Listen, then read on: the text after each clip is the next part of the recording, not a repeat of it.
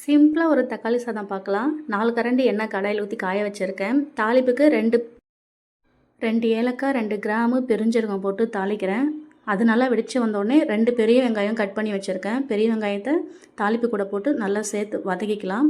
நல்லா கண்ணாடி மாதிரி வதங்கின உடனே 4 தக்காளி பழம் கட் பண்ணி வச்சுருக்க தக்காளி பழத்தை மிக்ஸி ஜாடியில் போட்டு கொரகொரப்பாக அரைச்சிக்கலாம்.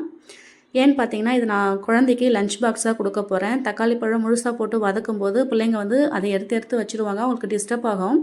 அதனால் நான் வந்து கொரகொரப்பாக அரைச்சி ஊற்றிக்கிறேன். தக்காளி பழம் வந்து நல்லா வதங்கின உடனே 2 ஸ்பூன் இஞ்சி பூண்டு பேஸ்ட்டு போட்டு வதக்கிக்கிறேன்.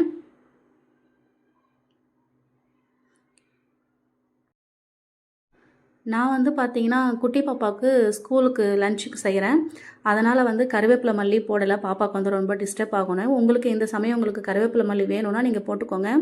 வெங்காயம், தக்காளி, இஞ்சி பூண்டு நல்லா வதங்கினோடனே வீட்டு மிளகாத்தூள் 1 ஸ்பூன் போட்டுக்கிறேன். இந்த சாதத்துக்கு தேவையான உப்பும் சேர்த்துக்கிறேன். உங்களுக்கு கரம் மசாலா வேணும்னா இங்கே கரம் மசாலா ஆட் பண்ணிக்கோங்க. நான் 1/2 கிலோ பாஸ்மதி அரிசி எடுத்திருக்கேன். 2 டம்ளர் அரிசி அது அளந்து பார்க்கும்போது. அதுக்கு 3 டம்ளர் தண்ணி ஊற்றிக்கிறேன். தண்ணி ஊற்றி நல்லா அதை கடாயை வந்து மூடி வச்சிடுங்க. மூடி வச்சு நல்லா கொதிச்சதுக்கு அப்புறமா தண்ணி நல்லா கொதி வந்துடுச்சு. இப்போ ஊற வச்ச அரிசியை அதில் சேர்த்துக்கிறேன். அரிசி சேர்த்து இந்த டைம் உப்பு காரம் எல்லாம் நீங்கள் பார்த்துக்கோங்க. கரம் மசாலா, கறி மசாலா ஏதாவது நீங்கள் சேர்க்கணுன்னா கூட சேர்த்துக்கோங்க. நான் எப்பயுமே வந்து கரம் மசாலா, கறி மசாலா வந்து ஆட் பண்ண மாட்டேன். உங்களுக்கு விருப்பமாக தான் நீங்கள் சேர்த்துக்கோங்க. உப்பு காரம்லாம் பார்த்துட்டு மசாலாலாம் உங்களுக்கு கரெக்டாக இருக்கான்னு பார்த்துட்டு ஹை ஃப்ளேமில் வச்சு மூடி வச்சிடுங்க. மூடி வச்சு ஒரு 10 நிமிஷம் பொறுத்து பார்த்தோம் அப்படின்னா பாதி அளவு நமக்கு தண்ணியெலாம் வந்து இழுத்துட்ருக்கோம். தண்ணியெலாம் வந்து வற்றினதுக்கு அப்புறம் சும்மா கரண்டி வச்சு லைட்டாக கிண்டி விடுங்க. அதை கிளறி விட்டு மறுபடியும் தட்டு போட்டு மூடிக்கோங்க. மூடிட்டு ஸ்லோவில் வச்சுக்கோங்க. சிம்மில் வச்சுடுங்க. ஒரு 10 நிமிஷம் இருக்கட்டும்.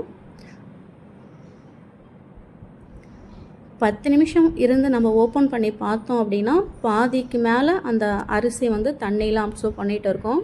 இந்த சமயம் வந்து பார்த்திங்கன்னா நெய் இருக்குது. 4 ஸ்பூன் நெய் விட்டுக்கிறேன்.